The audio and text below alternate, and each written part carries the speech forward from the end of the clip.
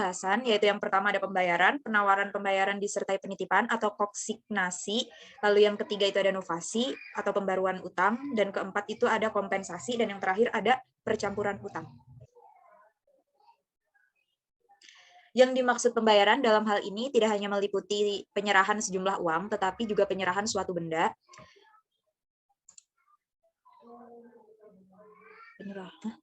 Dalam hal objek perikatan adalah pembayaran uang dan penyerahan benda secara timbal balik. Perikatan baru berakhir setelah pembayaran uang dan penyerahan benda.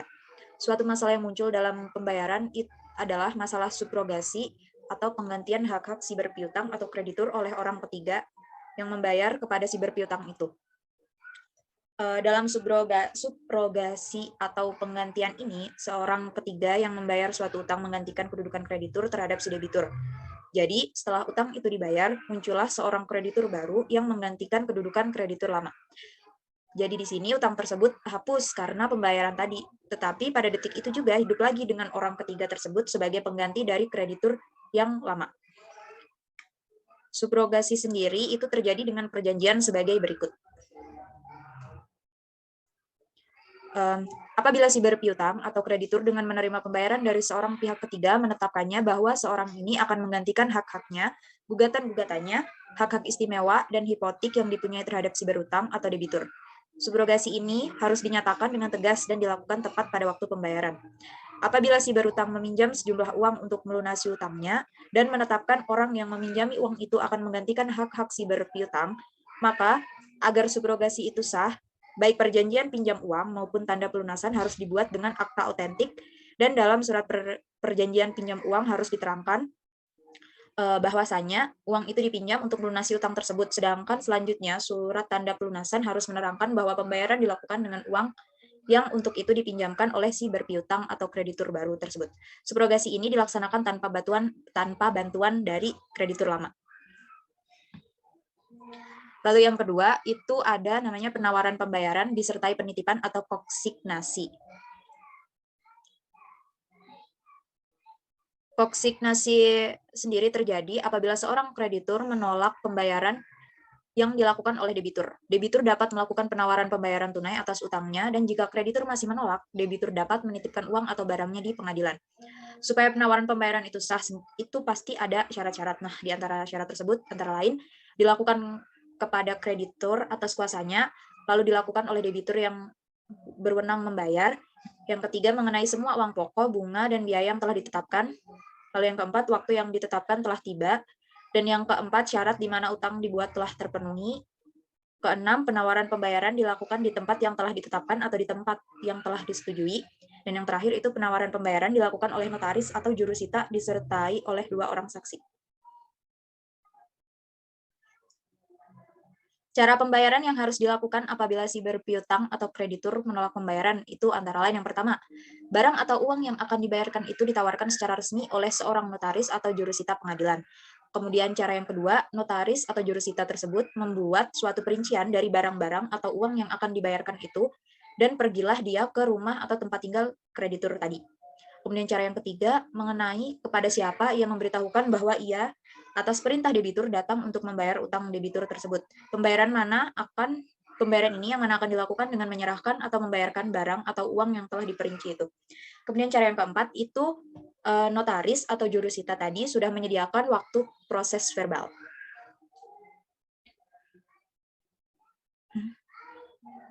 Kemudian cara yang kelima, apabila kreditur suka menerima barang atau uang yang ditawarkan itu, maka selesailah perkara pembayaran itu.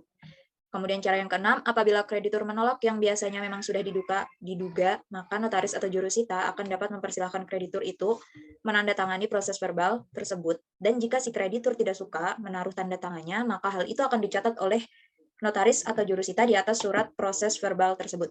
Kemudian langkah atau cara yang ketujuh, yakni dengan demikian terdapatlah suatu bukti yang resmi bahwa si berpiutang telah menolak sebuah pembayaran tadi.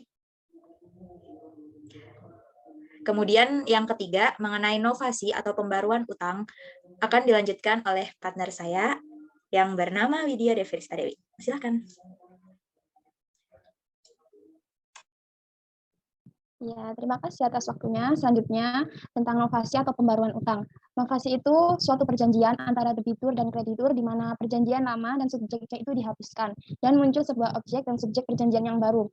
Unsur-unsur novasi ialah adanya perjanjian baru, adanya subjek yang baru, adanya hak dan kewajiban sekaligus adanya prestasi. Kemudian selanjutnya, terkait ketentuan pasal 1413 KUH Perdata mengenai 3 macam cara untuk melaksanakan pembayaran hutang, yaitu yang pertama, novasi objektif, yang mana penggantian isi perikatan itu terjadi jika kewajiban debitur untuk memenuhi suatu prestasi tertentu diganti dengan prestasi yang lain, misalnya kewajiban menyerahkan sejumlah barang. Novasi objektif juga dapat terjadi dengan mengubah sebab daripada perikatan, misalnya ganti rugi atau dasar pragmatic debt diubah menjadi hutang piutang. Kemudian yang kedua, novasi subjektif pasif, yang mana dapat terjadi dengan cara ekspronisi di mana debitur semua diganti oleh debitur yang baru tanpa bantuan debitur yang lama. Misalnya si A menjadi debitur, kemudian berhutang kepada si B kreditur. B membuat perjanjian dengan C, yaitu debitur baru, bahwa C akan menggantikan kedudukan A, debitur yang lama, dan A dibebaskan kepada yang B dari hutangnya. Kemudian yang ketiga, novasi subjektif aktif, yang mana selalu menjadi perjanjian bersegi tiga karena debitur perlu mengikatkan dirinya dengan kreditur baru. Misalnya si A berhutang sejumlah uang 100.000 kepada si B. Kemudian si B terhutang 100.000 kepada C. Nah, dengan perjanjian segitiga antara A, B, dan C, A menjadi terhutang kepada C sehingga A tidak lagi terhutang kepada B dan B tidak lagi berhutang kepada C. Kemudian selanjutnya kompensasi. Perjumpaan utang yang diistilahkan dengan kompensasi adalah menunjuk pada suatu keadaan di mana dua orang saling memiliki kewajiban atau utang satu terhadap lainnya. Adapun tujuan utama dari kompensasi yaitu penyederhanaan pembayaran yang simpang siur antara pihak kreditur dan debitur, kemudian dimungkinkan terjadinya pembayaran sebagian, memberikan kepastian pembayaran dalam keadaan pailit. Kemudian selanjutnya, agar kedua hutang dapat diperjumpakan menurut pasal 1427 KUH Perdata harus dipenuhi syarat-syarat sebagai berikut, yaitu kedua hutang harus sama-sama mengenai uang atau barang yang dapat dihabiskan dari jenis dan kualitas yang sama. Kemudian kedua hutang seketika dapat ditetapkan besarnya atau jumlahnya dan seketika dapat ditagih. Jika yang satu dapat ditagih sekarang, sedangkan yang lain baru dapat ditagih 1 bulan yang akan datang, sehingga kedua barang itu tidak dapat diperjumpakan. Kemudian selanjutnya, perjumpaan utang atau kompensasi dapat terjadi melalui 2 cara, yaitu perjumpaan utang demi hukum dan perjumpaan utang permintaan kedua belah pihak, yang mana perjumpaan utang demi hukum itu terjadi tanpa sepengetahuan orang memiliki utang sebagaimana yang tercantum dalam pasal 1426 KUH Perdata, sehingga dalam perjumpaan utang tersebut harus diajukan terlebih dahulu pihak-pihak yang memiliki kepentingan. Kemudian perjumpaan utang permintaan kedua belah pihak yang terdapat dalam pasal 1431 KUH Perdata. Seorang debitur yang secara murni dan sederhana telah menyetujui pemindahan hak-hak yang dilakukan oleh kreditur kepada seorang pihak ketiga. Tidak boleh lagi menggunakan terhadap pihak ketiga ini suatu perjumpaan utang yang sedianya dapat diajukan kepada kreditur sebelum pemindahan hak-hak tersebut. Nah, pemindahan hak-hak yang tidak disetujui oleh debitur tetapi telah diberitahukan kepadanya hanyalah menghalangi perjumpaan utang-utang yang lahir sesudah pemberitahuan tersebut. Kemudian selanjutnya contoh kasus hapusnya perikatan yang berupa putusan pengadilan mengenai kasus kompensasi atau perjumpaan utang.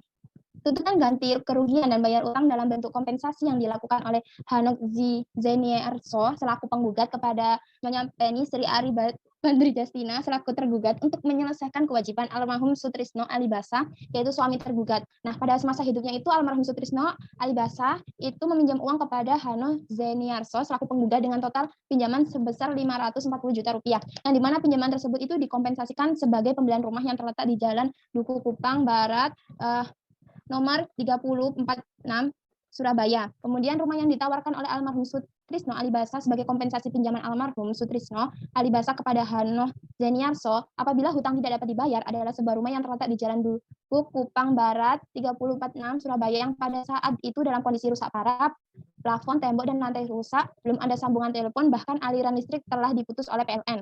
Nah, kemudian dengan melihat kondisi rumah yang tidak layak huni, Hanon Zeniarso melakukan beberapa perbaikan, mulai memperbaiki tembok yang rusak, mengecat tembok yang telah rusak, menambah beberapa bangunan, diantaranya seperti membangun kolam dan taman, serta memasang sambungan telepon dan menyambung aliran listrik yang telah diputus oleh PLN. Nah, sebelum maupun selama Hanon Zeniarso selaku penggugat menempati rumah yang terletak di Jalan Duku Kupang 346 Surabaya, almarhum Sutrisno Alibasa sering menyuruh Hanon Zeniarso untuk mengurus kepentingan pribadi almarhum Sutrisno, yaitu dengan menggunakan uang milik Hano, yang mana biaya yang telah dikeluarkan oleh Hano Zeniarso itu untuk kepentingan almarhum Sutrisno semasa hidupnya adalah totalnya 700.985.000 rupiah. Nah, dengan demikian utang almarhum Sutrisno kepada Hano Zeniarso yang belum terbayar yaitu 1.208.121.508 rupiah.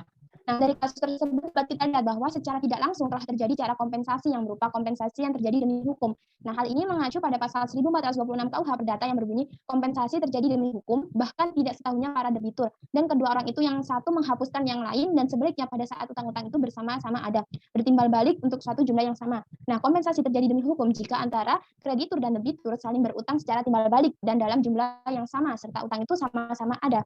Nah, hal ini terjadi walaupun di luar pengetahuan debitur. Nah, bisa kita lihat dari kasus tersebut, Hano Zeniarso dengan almarhum Sutrisno Alibasa sama-sama memiliki utang sebesar kurang lebih sama-sama sejumlah 1 miliar rupiah. Nah, tentunya hal itu sudah terjadi kompensasi demi hukum, di mana yang terjadi tanpa adanya pemberitahuan dan permintaan dari pihak debitur dan kreditur.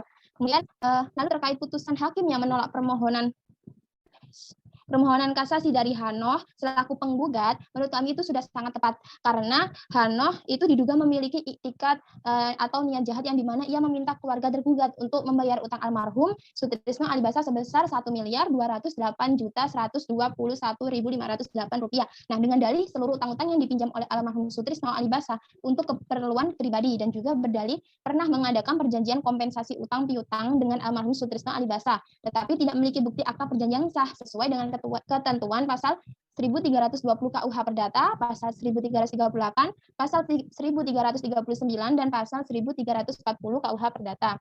Kemudian yang kelima yaitu percampuran utang yang akan dijelaskan oleh Lala.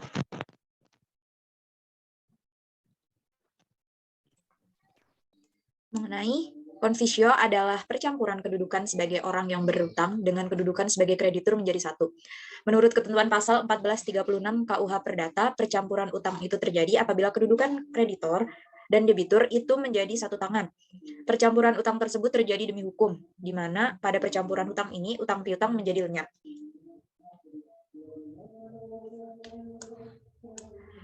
Dan terdapat dua cara dari terjadinya confusio, yaitu yang pertama dengan jalan penerusan hak dengan alas hak umum. Misal, seorang kreditur meninggal dunia dan meninggalkan satu-satunya ahli waris yaitu si debitur. Ini berarti dengan meninggalnya si kreditur, maka kedudukan debitur menjadi kreditur.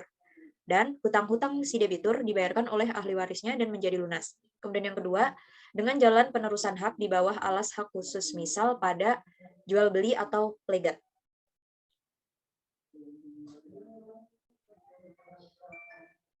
Next. Contoh kasus, salah satu kasus dari confusio atau percampuran utang. Ketika seorang bapak di sini menjadi kreditur meminjamkan sejumlah uang kepada anaknya. Anaknya adalah debitur. Ketika kreditur meninggal dunia, maka debitur akan berkedudukan selaku ahli waris dari kreditur yang menerima budal waris dari pewaris. Maka ahli waris yang awalnya berkedudukan sebagai debitur, setelah kreditur meninggal dunia, secara otomatis menurut hukum menggantikan kedudukan si pewaris sebagai kreditur termasuk utang piutang dengan dirinya sendiri. Dalam hal yang demikian itu, maka perjanjian utang piutang antara bapak dengan anaknya tersebut otomatis berakhir menurut hukum. Jadi seperti itu presentasi mengenai materi cara-cara hapusnya perikatan dari kelompok 10. Semoga membantu. Jika ada kesalahan pemberian materi atau kesalahan kami dalam berucap, mohon dimaafkan. Wassalamualaikum warahmatullahi wabarakatuh and good night. Assalamualaikum warahmatullahi wabarakatuh.